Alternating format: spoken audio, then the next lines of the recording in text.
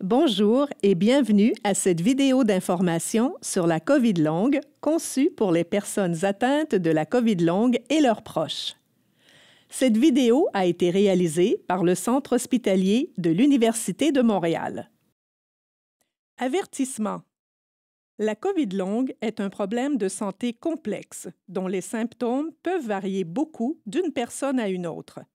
De plus, les connaissances à son sujet évoluent constamment.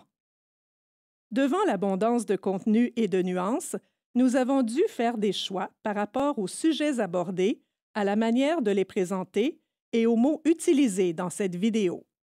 Il se peut que ces choix ne fassent pas l'unanimité.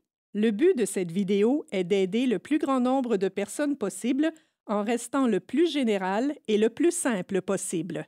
Certains éléments de la vidéo pourraient ne pas s'appliquer à votre cas en particulier. Cette vidéo ne remplace en aucun cas l'avis d'un professionnel de la santé. Dans cette vidéo, nous vous expliquons ce qu'est la COVID longue. Nous décrivons aussi les symptômes de la COVID longue parmi les plus fréquents. Enfin, nous vous donnons des conseils pour prendre soin de vous. Avant de commencer, voici 4 conseils pour rendre votre expérience la plus agréable possible. D'abord, installez-vous dans un endroit calme et confortable où vous ne serez pas dérangé. Vous pouvez aussi baisser la luminosité de votre écran et le son de vos haut-parleurs ou de vos écouteurs. Si les écrans vous causent de l'inconfort ou de la fatigue, fermez les yeux et n'écoutez que le son de la vidéo. Ensuite, respectez votre niveau d'énergie. Prenez souvent des pauses et n'attendez pas d'être fatigué pour le faire. Finalement, placez-vous dans une position confortable. Par exemple, assis dans un fauteuil inclinable ou dans un lit. Changez souvent de position. La COVID longue est un problème de santé bien réel. Il n'existe pas de test pour confirmer qu'une personne a la COVID longue, mais certains critères peuvent permettre de dire si une personne souffre peut-être de la COVID longue. La personne a eu ou pense avoir eu la COVID-19. L'infection peut avoir été confirmée par un test ou non. Les symptômes de la COVID-19 sont toujours présents plus de 3 mois après l'infection. De nouveaux symptômes apparaissent à la suite de l'infection à la COVID-19 et sont toujours présents après 3 mois. Les symptômes ne peuvent pas être complètement expliqués par d'autres problèmes de santé. Toutes les personnes qui ont eu la COVID-19 peuvent développer la COVID longue, peu importe l'intensité de leurs symptômes au moment de l'infection. Même celles qui n'ont pas de symptômes ou très peu de symptômes au moment de l'infection peuvent développer la COVID longue.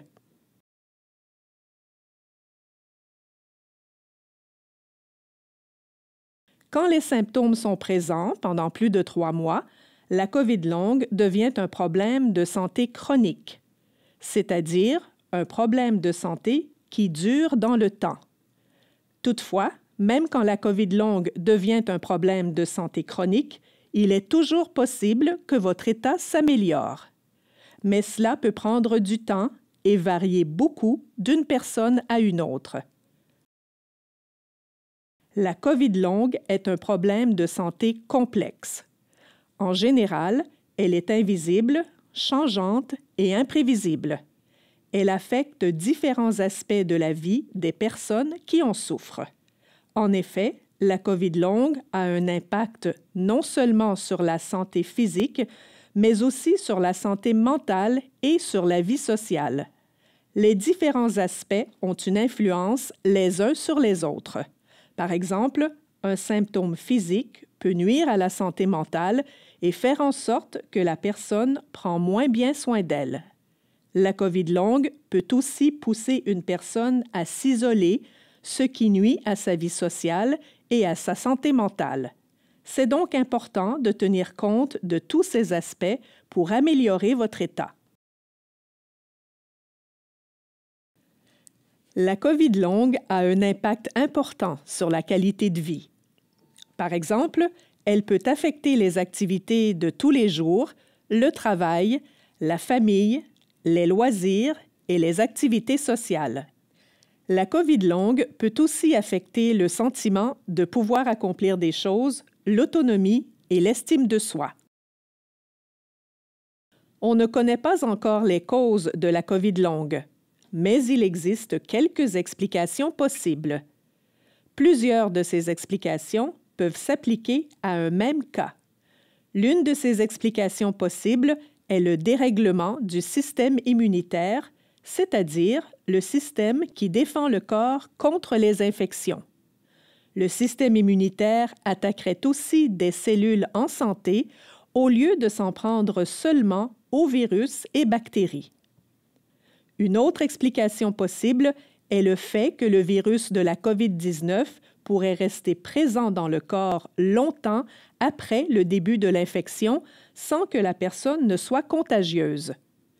Il pourrait alors causer de l'inflammation ou réveiller des virus déjà présents dans le corps, mais qui n'étaient pas actifs. Par exemple, le virus de l'herpès ou de la mononucléose. Le virus de la COVID-19 pourrait aussi causer de l'inflammation dans certaines cellules du système nerveux qui protègent et nourrissent les neurones. Les neurones sont des cellules spécialisées qui font circuler l'information dans le cerveau. Quand les neurones sont endommagés ou ne fonctionnent pas bien, cela peut affecter les fonctions du système nerveux. Cela pourrait expliquer certains symptômes de la COVID longue.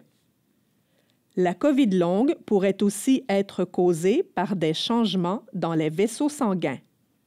Par exemple, des petits blocages, appelés microcaillots, pourraient se former dans les vaisseaux et affecter la circulation du sang. Cela rendrait le transport de l'oxygène et des nutriments vers différentes parties du corps moins efficace et pourrait causer des symptômes. Un changement dans le microbiote intestinal, c'est-à-dire dans l'ensemble des microbes qui vivent dans l'intestin, est une autre explication possible. Ces microbes jouent un rôle important dans le système immunitaire. Enfin, la COVID longue pourrait être causée par un mauvais fonctionnement des mitochondries.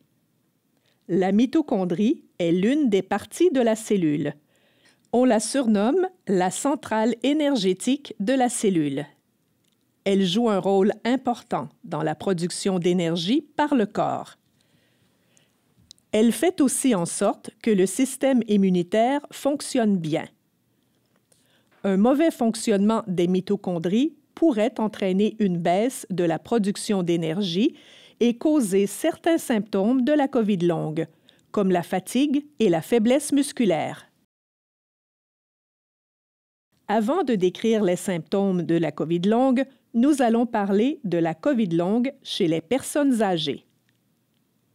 De façon générale, gérer la COVID longue peut être un plus grand défi pour les personnes âgées que pour les personnes plus jeunes. D'abord, les personnes âgées ont plus souvent d'autres problèmes de santé, comme le diabète, l'hypertension et les maladies du cœur. Ces problèmes peuvent rendre plus difficile de gérer la COVID longue ou en aggraver les symptômes. Ensuite, les personnes âgées ont besoin de plus de temps pour se remettre d'un problème de santé. En général, elles sont aussi moins actives et elles ont donc tendance à perdre plus souvent leur forme physique. C'est ce qu'on appelle le déconditionnement. Nous allons maintenant parler des symptômes de la COVID longue. Les symptômes de la COVID longue sont nombreux et variés. On en compte plus de 200. Ils peuvent toucher plusieurs systèmes du corps, comme le système immunitaire, le système nerveux, le système respiratoire et le système cardiaque. Chaque symptôme peut avoir un impact variable sur le fonctionnement d'une personne dans la vie de tous les jours. Les symptômes peuvent varier d'une personne à une autre. Les symptômes de la COVID longue n'évoluent pas de la même manière pour tout le monde. L'intensité et la durée des symptômes peuvent fluctuer, c'est-à-dire varier dans le temps. Par exemple, une personne peut se sentir mieux une journée, puis ressentir une fatigue extrême ou d'autres symptômes le lendemain. Les symptômes peuvent aussi changer avec le temps. Par exemple, une personne peut se sentir étourdie pendant un certain temps et voir ce symptôme disparaître. Elle peut aussi ne pas avoir de douleur et se réveiller un matin avec des douleurs. Il peut arriver que ces symptômes ressemblent à ceux de la COVID-19 ou soient les mêmes que ceux de la COVID-19, mais qui continuent à affecter la personne plusieurs semaines après l'infection.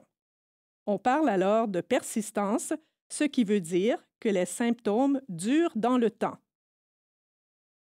Il est aussi possible que les symptômes de la COVID-19 disparaissent après l'infection et réapparaissent quelques semaines plus tard. De nouveaux symptômes peuvent également apparaître plusieurs semaines après l'infection. Parfois, il y a augmentation d'un ou de plusieurs symptômes. Ils deviennent alors plus intenses. À l'inverse, les symptômes peuvent aussi diminuer. Ils deviennent alors moins intenses. Il se peut qu'un ou plusieurs symptômes restent assez constants, c'est-à-dire qu'ils ne changent pas dans le temps. Certains symptômes ou tous les symptômes peuvent aussi finir par disparaître. Enfin, il est possible qu'un symptôme ou plusieurs symptômes s'améliorent, puis reviennent ou s'aggravent soudainement. C'est ce qu'on appelle une rechute. Une rechute peut être causée par différentes choses. Par exemple, le stress ou une activité physique trop forte. Une rechute peut parfois arriver sans raison apparente. Les fluctuations et les rechutes peuvent être fréquentes avec la COVID longue. Cela rend la vie difficile pour les personnes qui en sont atteintes parce qu'elles ne peuvent pas savoir d'avance comment elles se sentiront d'un jour à l'autre.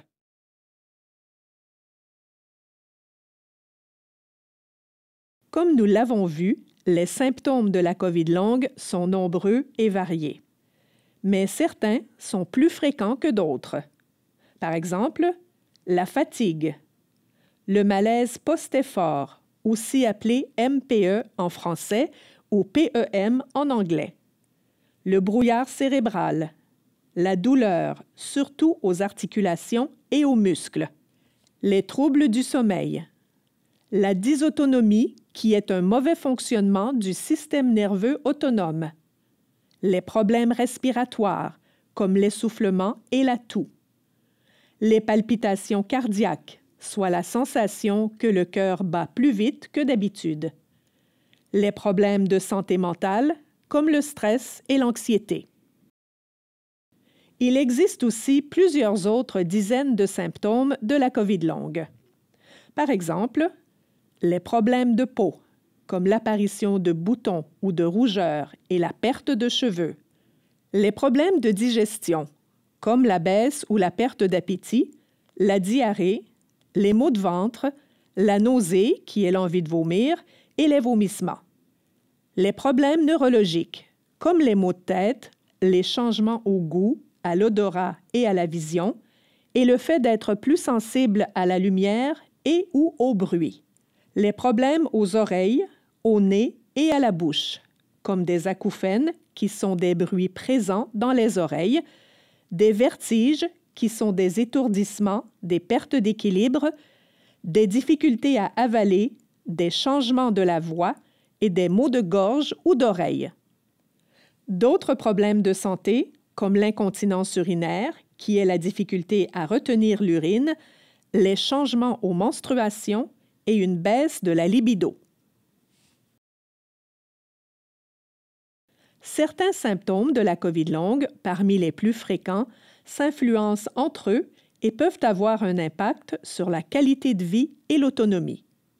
Cela peut être le cas de la fatigue et du malaise post-effort, du brouillard cérébral, de la douleur, des troubles du sommeil, des problèmes respiratoires et des problèmes de santé mentale, comme le stress, l'anxiété, la tristesse, le découragement et le sentiment de vide intérieur.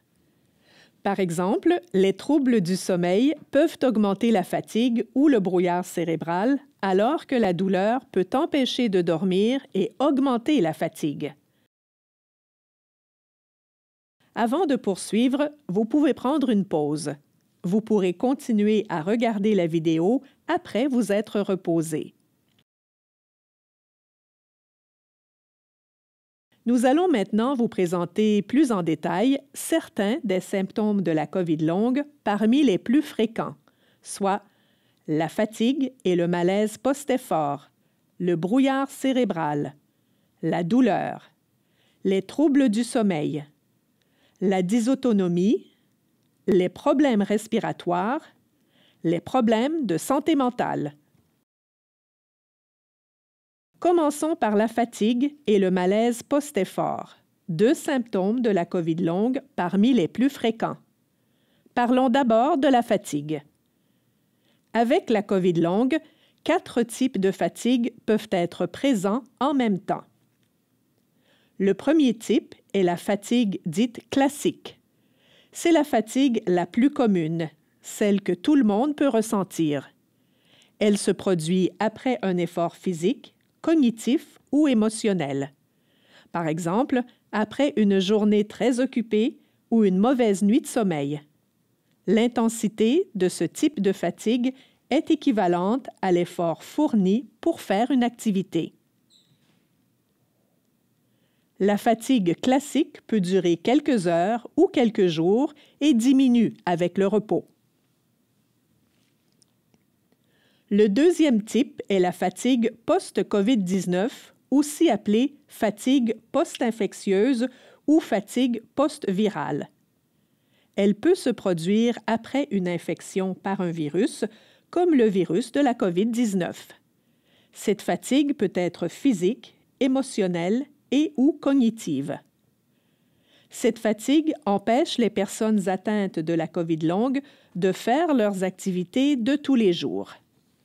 Quand elle est physique, la fatigue post-COVID-19 peut se présenter comme une sensation de lourdeur ou un manque de force et d'énergie. Cela peut aller jusqu'à un grand épuisement qui est toujours présent, que ce soit avant, pendant ou après un effort, même petit. Quand la fatigue post-COVID-19 est émotionnelle, elle peut rendre difficile de gérer ses émotions. Elle peut aussi rendre plus irritable, impatient, déprimé ou anxieux. Quand elle est cognitive, la fatigue post-COVID-19 rend difficile de faire certaines activités pendant une longue période de temps. Par exemple, lire ou conduire ou avoir une conversation. L'intensité de la fatigue post-COVID-19 peut varier durant une même journée ou durant une certaine période de temps. Ce type de fatigue dure longtemps et il faut du temps pour s'en remettre. Bien qu'un repos suffisant puisse l'améliorer un peu, il ne le fait pas disparaître complètement comme la fatigue classique. Le troisième type est la fatigue liée au malaise post-effort. C'est une fatigue très intense. Elle se produit après un effort physique, cognitif ou émotionnel qui, en temps normal, ne cause pas une fatigue aussi importante. Le seuil d'activité nécessaire pour la provoquer varie d'une personne à l'autre. Par exemple, chez certaines personnes, elle peut survenir après avoir fait une petite marche ou avoir assisté au spectacle d'école de son enfant. Pour d'autres, se laver les cheveux peut dépasser le seuil. La fatigue liée au malaise post-effort est beaucoup trop élevée par rapport à l'effort fourni et le repos n'aide pas à la diminuer. Les personnes qui en souffrent peuvent avoir besoin de plusieurs jours, semaines ou mois pour s'en remettre. Durant cette période, les capacités de la personne dans la vie de tous les jours sont encore plus réduites que d'habitude. Le quatrième et dernier type est la fatigue liée à la perte de la forme physique, aussi appelée déconditionnement. C'est une perte des capacités physiques qui se produit petit à petit durant une longue période d'inactivité. Par exemple, à la suite d'une blessure ou d'une opération. Cette fatigue apparaît pendant ou très peu de temps après un effort physique. Elle diminue avec le repos, mais surtout avec la reprise des activités de tous les jours, accompagnée d'un programme de réadaptation, par exemple en physiothérapie ou en ergothérapie. Il est important de bien comprendre que la fatigue liée au malaise post-effort n'est pas du déconditionnement. En cas de malaise post-effort, si on choisit de faire un programme de réadaptation, celui-ci doit être adapté à la situation pour ne pas dépasser le seuil qui provoque des malaises post-effort.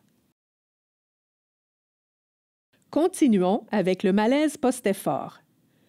Le malaise post-effort est une aggravation de certains symptômes de la COVID longue après un effort physique, cognitif ou émotionnel qui, en temps normal, n'aurait pas causé de problème. Par exemple, aller faire l'épicerie, lire un livre, souper avec des amis ou vivre une émotion forte, qu'elle soit positive ou négative. Un des principaux symptômes du malaise post-effort est souvent une fatigue très intense. Même si elles sont différentes, la fatigue liée au malaise post-effort et la fatigue post-COVID-19 sont étroitement liées. En effet, la fatigue liée au malaise post-effort vient s'ajouter à la fatigue post-COVID-19 déjà présente au quotidien. C'est une fatigue encore plus intense que la fatigue post-COVID-19. On la décrit souvent comme un crash, un écrasement. Le malaise post-effort se produit quand une activité ou une série d'activités a épuisé toute la réserve d'énergie de la personne. La personne se retrouve alors incapable de faire les activités qu'elle était en mesure de faire avant le malaise post-effort. Le malaise post-effort peut arriver tout de suite après l'effort ou jusqu'à 3 jours plus tard. Cela explique pourquoi il est parfois difficile de trouver ce qui a causé le malaise post-effort. Les personnes qui en souffrent peuvent avoir besoin de plusieurs jours, semaines ou mois avant de revenir à un état semblable à celui qu'elles avaient avant le malaise post-effort. En plus de la fatigue, le malaise post-effort peut être accompagné d'autres symptômes. Il peut notamment aggraver les symptômes de la COVID longue déjà présents ou en faire apparaître de nouveaux. Par exemple, aggraver le brouillard cérébral, faire apparaître de la douleur ou aggraver de la douleur déjà présente. Plus une personne fait des malaises post-effort, plus son risque d'en faire est élevé et plus ces malaises post-effort sont graves et durent longtemps. Donc, plus on prévient les malaises post-effort, plus on peut diminuer les symptômes de la COVID longue et leur impact sur la qualité de vie. Avec la COVID longue, repousser ses limites peut ralentir l'amélioration des symptômes et même les aggraver. Selon ce que nous savons pour le moment sur la COVID longue, la meilleure façon d'améliorer son état est de respecter sa fatigue, d'être à l'écoute de ses symptômes et de suivre un programme de réadaptation adapté à la COVID longue. Il est donc très important d'apprendre à bien gérer et à conserver son énergie.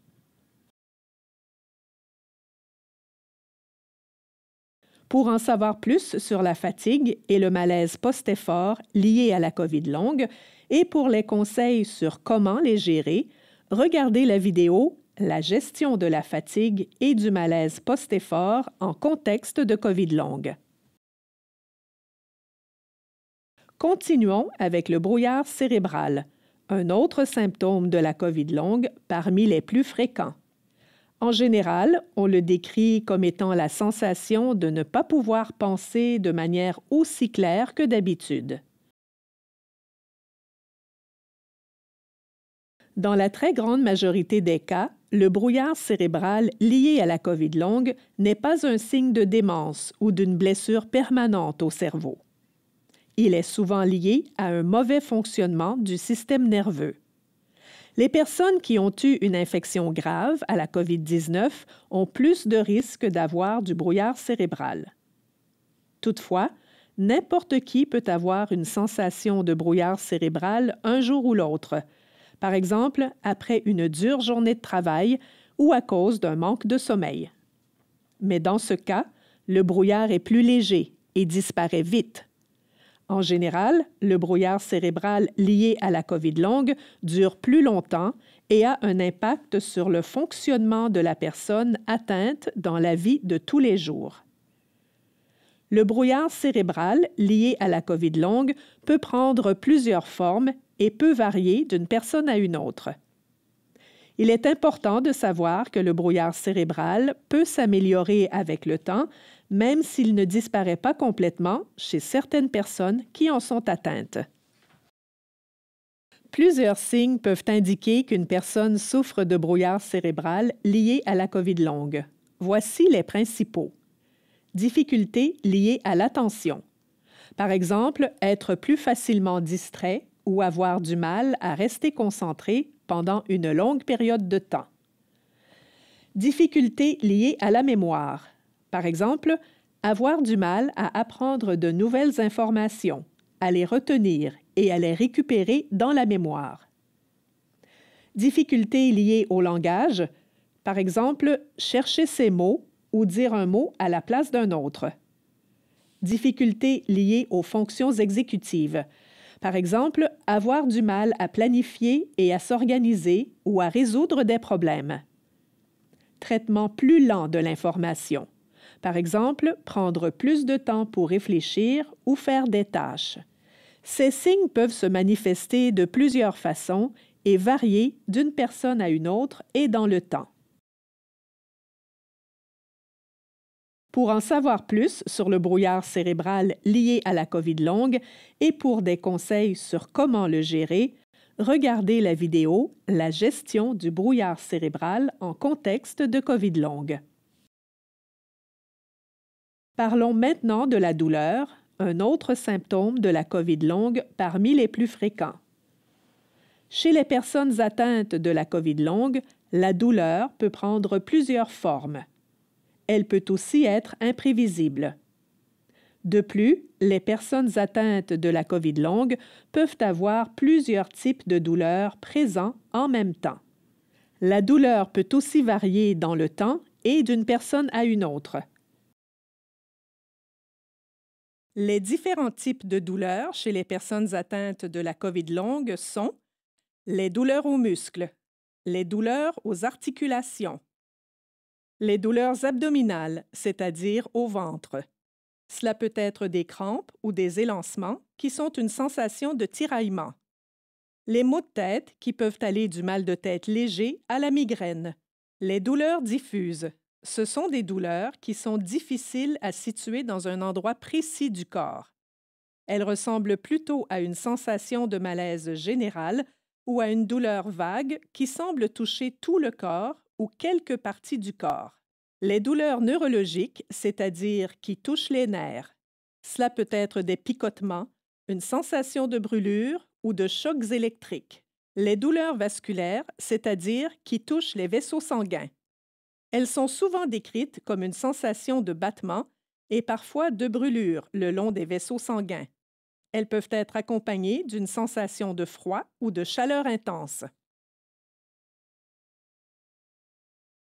La douleur en contexte de COVID longue peut avoir différentes causes. Il peut s'agir d'une douleur qui était déjà présente avant la COVID longue et qui est maintenant plus intense. Cela peut aussi être une douleur qui avait disparu depuis longtemps et qui réapparaît. Par exemple, une douleur liée à une vieille blessure ou à un problème de santé comme la fibromyalgie ou l'arthrite. Une nouvelle douleur peut aussi apparaître en tant que symptôme de la COVID longue. Par exemple, une douleur au ventre, des maux de tête ou des douleurs diffuses. En contexte de COVID longue, la douleur peut également apparaître durant les malaises post-effort. Les malaises post-effort peuvent aussi augmenter des douleurs déjà présentes. La perte de la forme physique, également appelée déconditionnement, peut être une autre cause de douleur en contexte de COVID longue. Après une longue période d'inactivité à cause de la maladie, les articulations et les muscles peuvent perdre de la force et de la souplesse. Cette perte peut causer des changements dans la posture, ce qui peut augmenter ou créer de la douleur. À son tour, la douleur peut empêcher une personne d'être active, ce qui peut aggraver la perte de sa forme physique et la douleur. Enfin, rester immobile pendant longtemps est une autre cause de douleur en contexte de COVID longue. En raison de la baisse d'activité physique et de la fatigue, il arrive que les personnes atteintes de la COVID longue passent beaucoup de temps couchées ou assises. Rester immobile durant de longues périodes peut causer de la tension dans les muscles. Cette tension peut alors entraîner de la douleur. Pour en savoir plus sur la douleur liée à la COVID longue et pour des conseils sur comment la gérer, regardez la vidéo « La gestion de la douleur en contexte de COVID longue ». Les troubles du sommeil sont un autre symptôme de la COVID longue parmi les plus fréquents.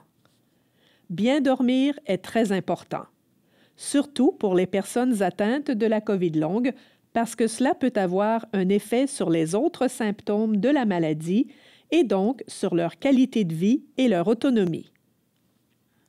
Par exemple, un manque de sommeil peut augmenter votre douleur et vos problèmes de santé mentale comme votre stress, votre anxiété, votre tristesse, votre découragement ou votre sentiment de vide intérieur et vous causer de la fatigue. Il peut aussi affecter le brouillard cérébral, également appelé brouillard cognitif. Donc, les difficultés à dormir peuvent aggraver vos symptômes et rendre vos journées plus difficiles. À l'inverse, les autres symptômes de la COVID longue peuvent aussi vous empêcher de vous endormir le soir ou vous réveiller la nuit. En plus des symptômes de la COVID longue, d'autres facteurs peuvent perturber votre sommeil. Par exemple, des mauvaises habitudes de vie ou de sommeil, des problèmes respiratoires et les effets de certains médicaments. L'un des troubles de sommeil les plus fréquents en contexte de COVID longue est l'insomnie. On parle d'insomnie quand on a besoin de 20 à 30 minutes et plus pour s'endormir, on se réveille et on reste éveillé de 20 à 30 minutes la nuit et on a du mal à se rendormir, on se réveille 20 à 30 minutes et plus avant l'heure prévue pour se lever sans pouvoir se rendormir. Pour être de l'insomnie, il faut que ces problèmes arrivent 3 nuits et plus par semaine pendant 3 mois et plus.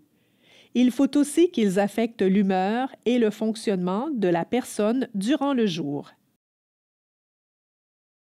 Pour en savoir plus sur les troubles du sommeil liés à la COVID longue et pour des conseils sur comment les gérer, regardez la vidéo « La gestion du sommeil en contexte de COVID longue ». Avant de poursuivre, vous pouvez prendre une pause. Vous pourrez continuer à regarder la vidéo après vous être reposé. Un autre symptôme de la COVID longue parmi les plus fréquents, la dysautonomie. Comme nous l'avons vu un peu plus tôt dans cette vidéo, la dysautonomie est un mauvais fonctionnement du système nerveux autonome du corps. Ce système contrôle les fonctions automatiques du corps. Par exemple, les battements du cœur, la pression du sang dans les artères, la digestion et la température du corps. Avec certaines formes de dysautonomie, le corps ne gère pas bien les battements du cœur et la pression du sang dans les artères quand il y a un changement de position. Par exemple, quand on est assis et qu'on se lève.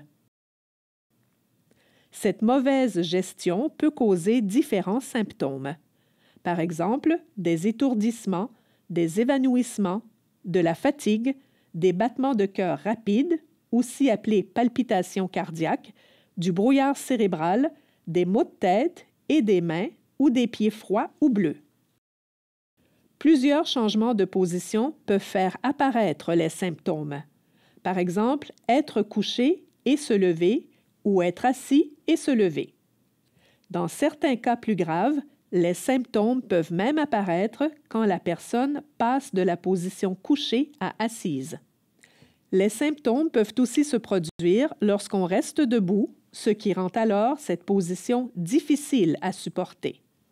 De plus, les symptômes peuvent durer pendant un certain temps après le changement de position. Voici 2 exemples de dysautonomie qui peuvent affecter la manière dont le corps gère les battements du cœur et la pression du sang quand il y a changement de position. Le premier est le syndrome de tachycardie orthostatique posturale, aussi appelé STOP en français ou POTS en anglais. Avec le STOP, quand il y a changement de position, les battements du cœur augmentent de manière importante et la pression, en général, ne change pas. Les symptômes durent pendant un certain temps après le changement de position. Le deuxième exemple est l'hypotension orthostatique. Dans ce cas, quand il y a changement de position, la pression baisse de manière importante alors que les battements du cœur peuvent augmenter ou ne pas changer selon les personnes. La dysautonomie est un problème complexe et peut avoir plusieurs autres symptômes. Si vous pensez faire de la dysautonomie, consultez un professionnel de la santé. Il existe de nombreux traitements, avec ou sans médicaments, qui peuvent aider à gérer les symptômes et à améliorer la qualité de vie.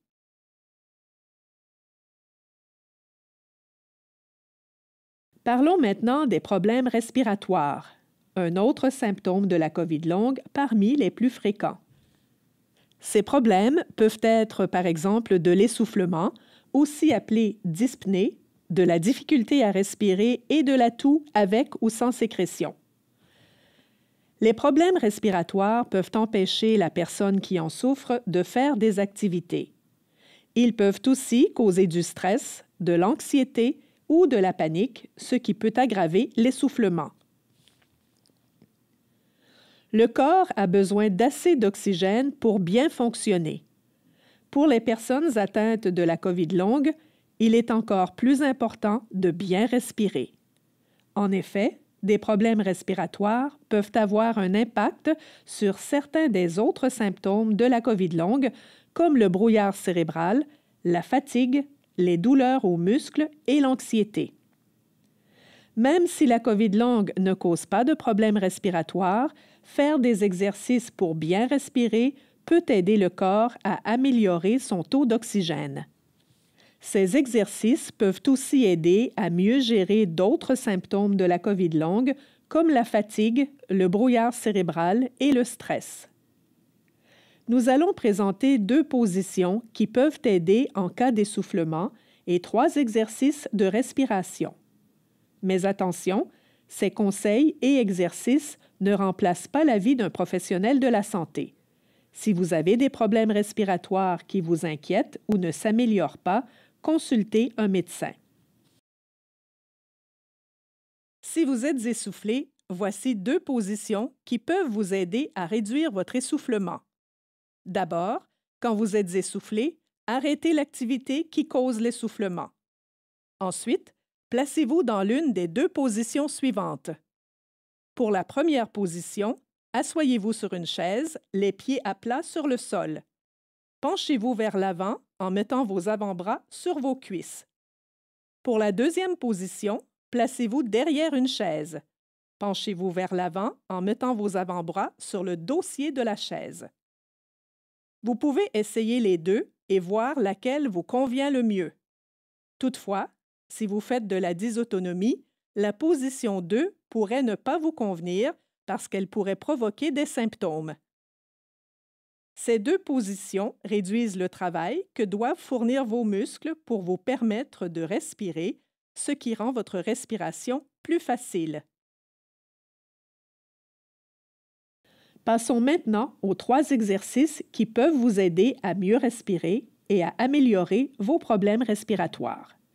La respiration à lèvres pincées, la respiration abdominale, la respiration en boîte.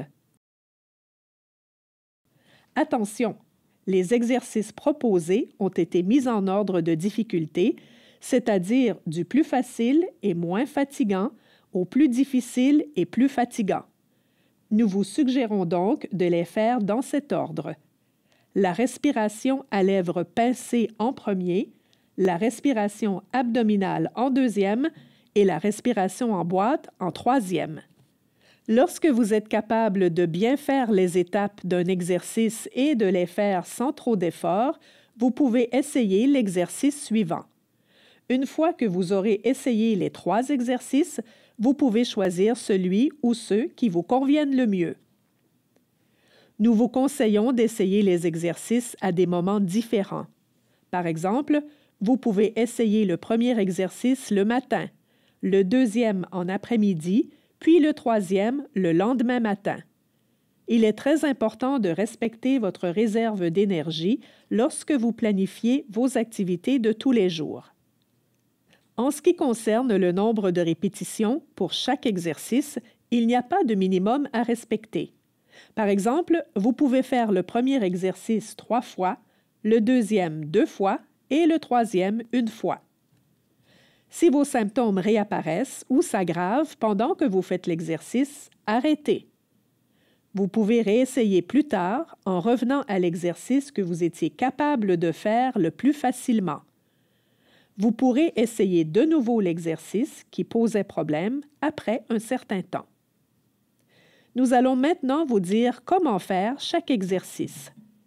Vous pouvez aussi retrouver les explications pour faire ces exercices dans le document fourni sur la page web de cette vidéo. Voici comment faire le premier exercice, la respiration à lèvres pincées. Asseyez-vous dans une position confortable, les épaules détendues. Inspirez lentement par le nez en gardant la bouche fermée. Pincez les lèvres comme pour souffler sur une chandelle ou faire des bulles de savon. Expirez lentement par la bouche tout en gardant les lèvres pincées. S'assurer de prendre plus de temps pour expirer que pour inspirer. Répétez l'exercice 3 ou 4 fois de suite selon vos capacités. Vous pouvez refaire l'exercice quelques fois par jour selon vos capacités. Cet exercice peut être très utile pour réduire l'essoufflement. Vous pouvez l'utiliser avec les 2 positions pour réduire l'essoufflement présenté plus tôt. L'exercice de respiration à lèvres pincées aide également à contrôler les battements du cœur, ce qui est bon pour les personnes qui ont des palpitations cardiaques.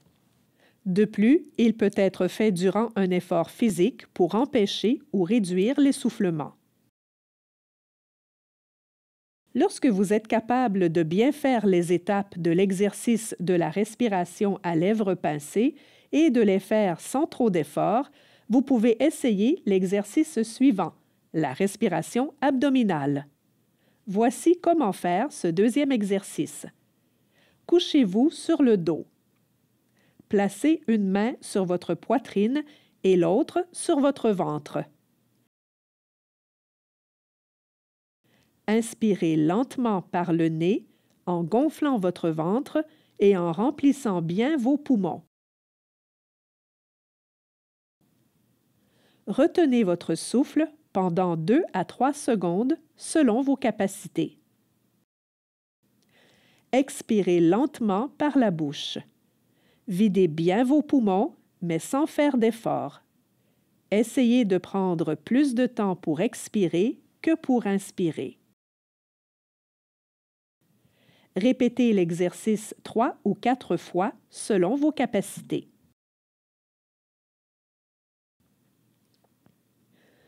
Vous pouvez refaire l'exercice quelques fois par jour selon vos capacités. Durant l'exercice, si vous ne sentez plus votre ventre se gonfler et se dégonfler, ou si vous êtes trop fatigué, arrêtez. Vous pourrez réessayer plus tard. Si vous avez du mal à faire l'exercice couché sur le dos, Vous pouvez le faire assis pour voir si c'est plus facile. Lorsque vous êtes capable de bien faire les étapes de l'exercice, de la respiration abdominale et de les faire sans trop d'effort, vous pouvez essayer l'exercice suivant, la respiration en boîte. Voici comment faire ce troisième exercice. Assoyez-vous dans une position confortable. Vos épaules doivent être détendues. Inspirez lentement par le nez. Comptez jusqu'à 4 pour bien remplir vos poumons. Retenez votre souffle en comptant jusqu'à 4. Expirez lentement par la bouche. Comptez jusqu'à 4 pour bien vider vos poumons. Retenez votre souffle. Comptez jusqu'à 4 avant d'inspirer de nouveau. Répétez l'exercice 3 ou 4 fois de suite selon vos capacités.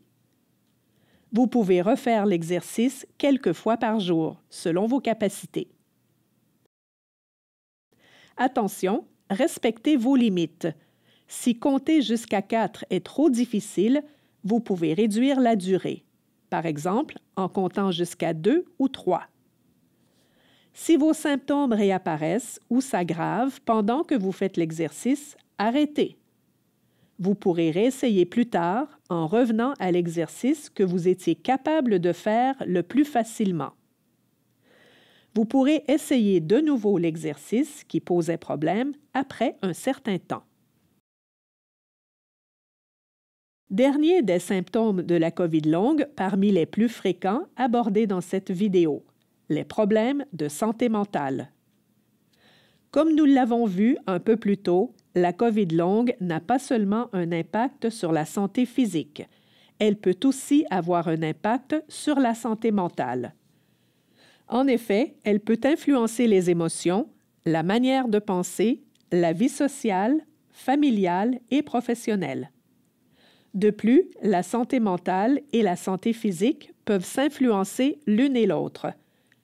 Les problèmes de santé mentale peuvent être à la fois un symptôme et une conséquence de la COVID longue.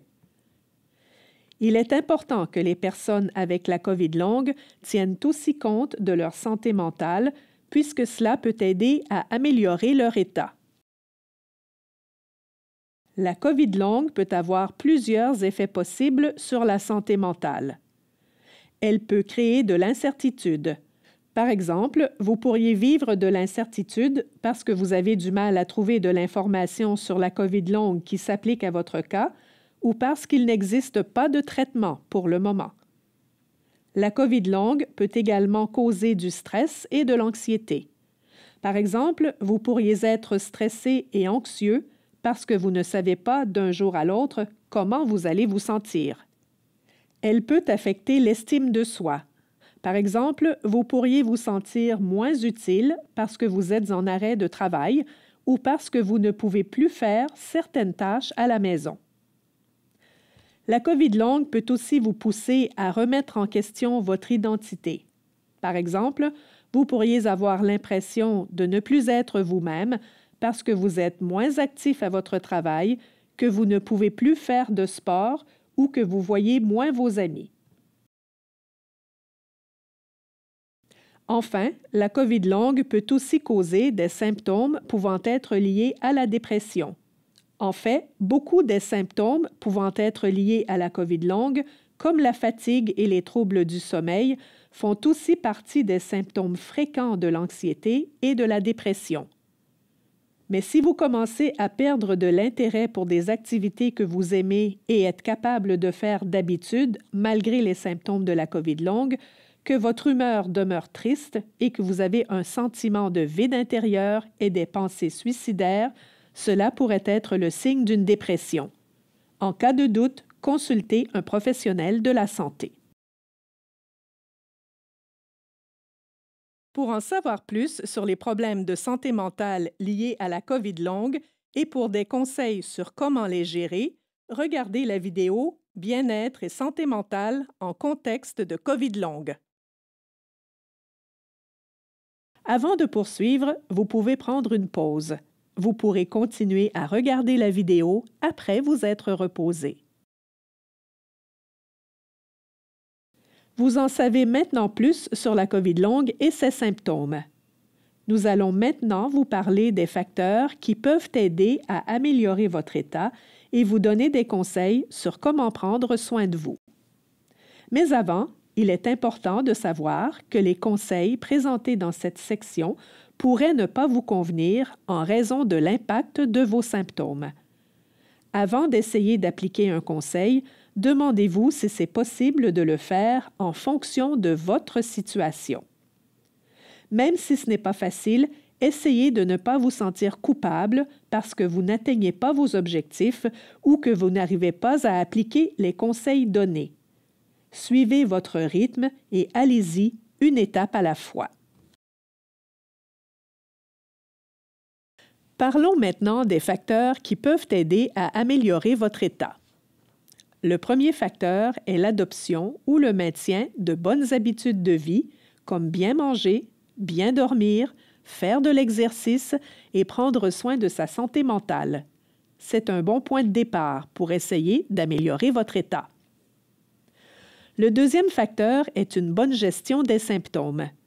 Comme il n'existe pas de traitement pour la COVID longue en ce moment, l'objectif principal des interventions est d'essayer de réduire l'intensité des symptômes et d'améliorer vos capacités. Le troisième facteur est de maintenir une vie sociale. Être en contact avec d'autres personnes peut être bon pour votre bien-être général et aussi pour votre santé mentale. Toutefois, vous devez faire attention à choisir des activités sociales qui respectent votre réserve d'énergie. Au besoin, essayez de trouver des façons différentes de participer à ces activités tout en respectant votre réserve d'énergie. Le quatrième et dernier facteur, c'est essayer d'avoir une attitude réaliste et confiante. Essayez d'accepter qu'il y a de bonnes et de mauvaises journées. Par exemple, essayez de ne pas vous sentir coupable parce que vous n'arrivez pas à vous laver les cheveux ou à faire votre ménage. Essayez de comprendre ce qui déclenche ou aggrave vos symptômes pour éviter ces choses le plus possible. Trouvez des façons différentes de faire vos activités. Ayez confiance en vos capacités et surtout, gardez espoir. Passons aux conseils pour prendre soin de vous. Les voici. Soyez proactif. Prenez en main la gestion de vos symptômes. Reprenez vos activités de manière sécuritaire lorsque c'est possible. Communiquez avec votre entourage. Le premier conseil est d'être proactif. Cela veut dire ne pas attendre pour agir. Connaître les conseils qui permettent de réduire vos symptômes, ce n'est pas assez. Appliquer autant que possible les conseils chaque jour, tous les jours, peut vous aider à améliorer votre état. Et agir, cela peut aussi vouloir dire accepter de se reposer et d'en faire moins. Il est important de respecter votre réserve d'énergie. Vous avez sûrement remarqué que certaines activités vous font du bien, alors que d'autres semblent augmenter vos symptômes. Il est préférable de planifier vos activités en tenant compte de vos symptômes et de votre fatigue. Par exemple, il vaut mieux reporter les activités qui vous demandent trop d'énergie ou les confier à quelqu'un d'autre lorsque c'est possible. Vous pouvez aussi tenter de changer votre façon de faire ces activités en fonction de votre réserve d'énergie. Être proactif, c'est aussi vous informer sur comment mieux gérer la COVID longue en consultant des sources d'informations fiables comme cette série de vidéos. Si c'est possible et qu'il vous aide à gérer et à diminuer vos symptômes, suivez les conseils qui vous sont donnés. Pour trouver d'autres sources d'informations utiles sur la COVID longue, consultez les ressources fournies dans le document d'accompagnement sur cette page Web.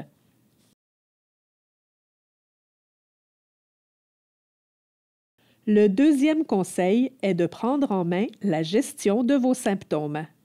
C'est ce qu'on appelle l'autogestion des symptômes.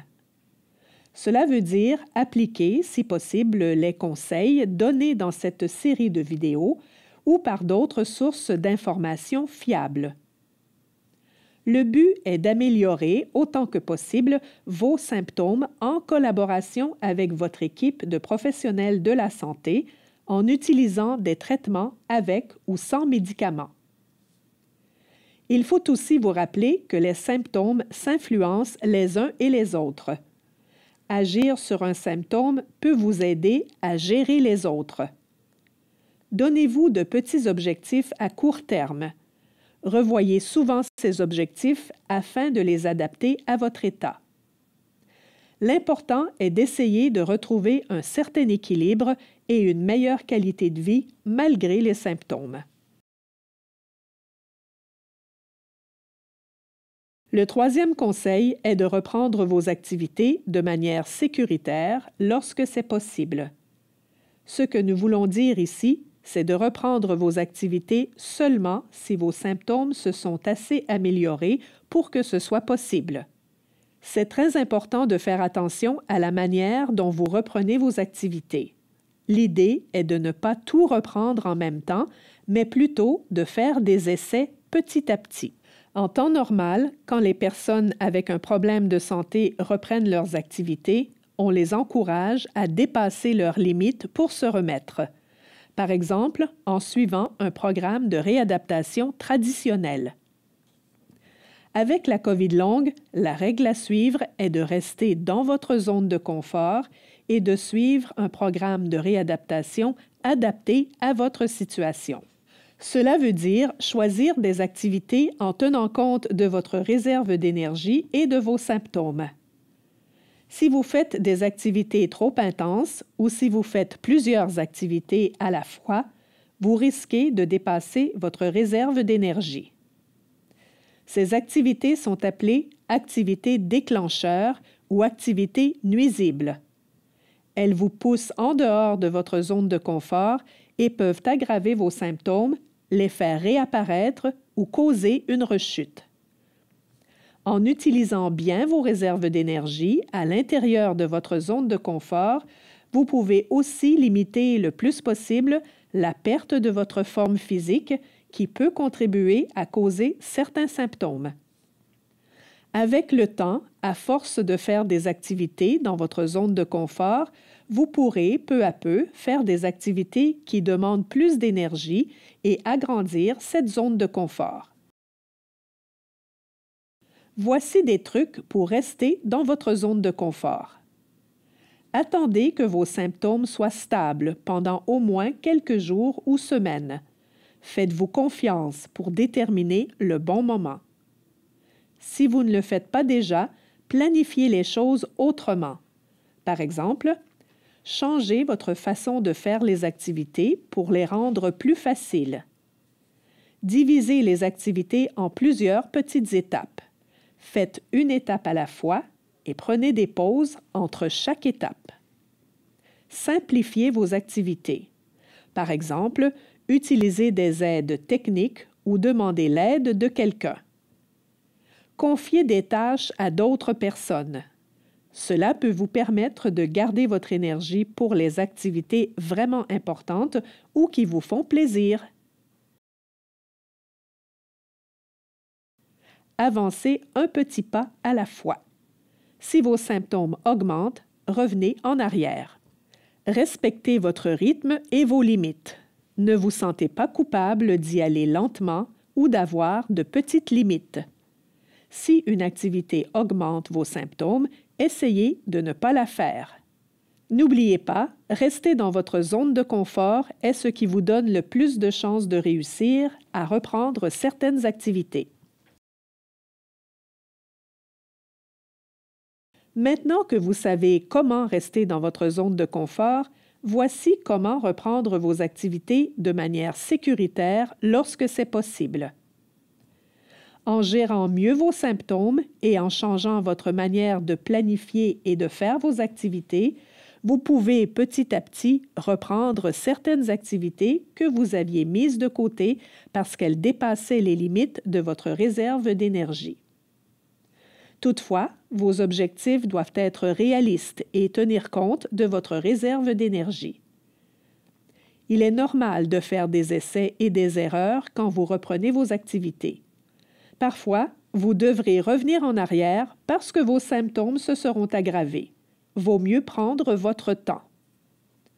Reprendre vos activités, c'est un peu comme si vous montiez un escalier. Chaque marche représente une étape. À chaque étape, il est important d'attendre que vos symptômes soient stables avant de passer à la suivante. Les étapes, pour reprendre les activités de manière sécuritaire, peuvent varier d'une personne à une autre, mais en général, il y en a 4. La première étape est de reprendre les activités centrées sur soi. On parle ici des besoins de base, comme prendre une douche ou s'habiller. Le but est d'apprendre à gérer vos symptômes en comblant vos besoins de base de tous les jours. La deuxième étape est de reprendre les activités liées à la vie avec la famille immédiate. Par exemple, préparer les repas, prendre soin des enfants ou faire les courses. La troisième étape est de reprendre les activités liées à l'entourage. Par exemple, prendre un café avec un ami, participer à un souper de famille ou commencer un entraînement léger. La quatrième étape est de reprendre les activités liées à la communauté.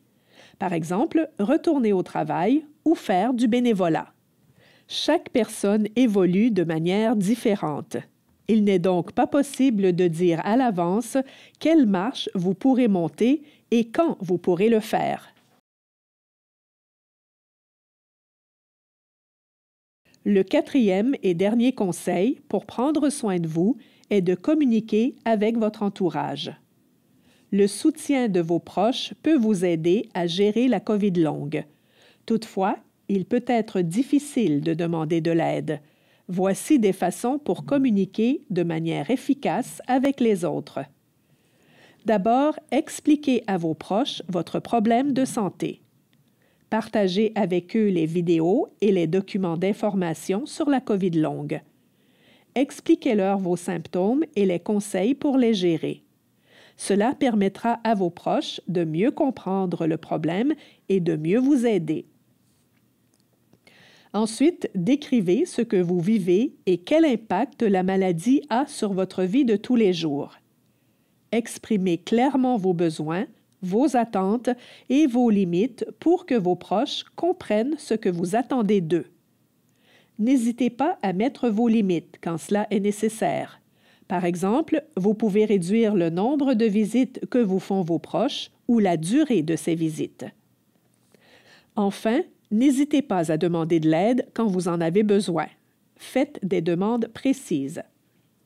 En général, les proches des personnes atteintes de la COVID longue se sentent impuissants. Ils seront donc contents de savoir comment vous aider. Si vous êtes isolé ou si vos proches ne peuvent pas vous aider ou ne comprennent pas votre situation, cherchez d'autres personnes ou ressources qui peuvent vous soutenir. Informez-vous auprès de votre CLSC des ressources disponibles dans votre communauté. Par exemple, pour la préparation des repas, le ménage, les courses ou avoir le soutien de personnes bénévoles. Vous pouvez aussi aller chercher du soutien moral ou psychologique si vous en avez besoin. Par exemple, en vous joignant à un groupe de soutien, en appelant une ligne d'écoute ou en consultant un psychologue, un travailleur social ou un ergothérapeute spécialisé en santé mentale. Pour plus de ressources, vous pouvez consulter la section « Ressources » dans le document d'accompagnement fourni sur la page web de cette vidéo. Nous terminons cette section avec des conseils pour les proches des personnes atteintes de la COVID longue. Si vous êtes un proche d'une personne qui souffre de la COVID longue, il est important que vous compreniez que cette nouvelle relation d'aide demandera beaucoup d'adaptation de votre part et de celle de la personne atteinte. Il est normal que certains moments soient plus difficiles. Soyez patient et compréhensif l'un envers l'autre. Commençons par des conseils sur ce que vous pouvez faire pour aider la personne atteinte de la COVID longue. Vous informer sur la COVID longue auprès de ressources fiables. Être à l'écoute des besoins et inquiétudes de la personne et lui offrir un soutien émotionnel. La COVID longue peut être difficile à vivre. Montrez de l'empathie pour ce que la personne vit. Montrez-lui que vous comprenez les conséquences de ses symptômes et de ses émotions. Soyez présent. Encouragez la personne à parler de ses émotions et de ses symptômes en lui offrant du soutien émotionnel. Cela peut l'aider à se sentir comprise et soutenue. Encouragez-la à se concentrer sur l'amélioration de son état. Aidez la personne à gérer ses symptômes. Encouragez la personne à appliquer les conseils sur la gestion des symptômes présentés dans cette série de vidéos sur la COVID longue. Aidez-la à suivre les conseils des médecins et autres professionnels de la santé. Offrir de l'aide. Si la personne a une réserve d'énergie limitée qu'elle doit économiser, demandez-lui quelles tâches de tous les jours vous pouvez faire pour elle. Par exemple, vous pouvez organiser des rendez-vous médicaux, faire des tâches ménagères, prendre soin des enfants et faire les courses. Fournir ce genre d'aide peut réduire le stress et la fatigue de la personne et lui permettre de se concentrer sur l'amélioration de son état. Participer à la recherche et à l'organisation de l'aide et des ressources. Par exemple, proposer des groupes de soutien pour les personnes atteintes de la COVID longue et leurs proches. Il peut aussi être utile de participer aux démarches pour obtenir des services de la part de différentes ressources et organiser cette aide.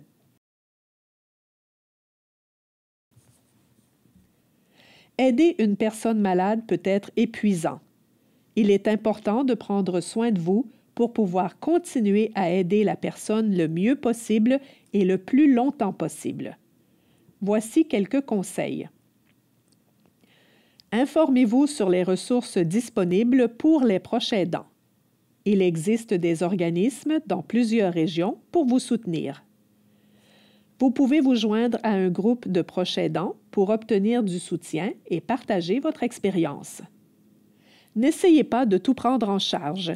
Il est important de partager les tâches avec d'autres proches ou services d'aide.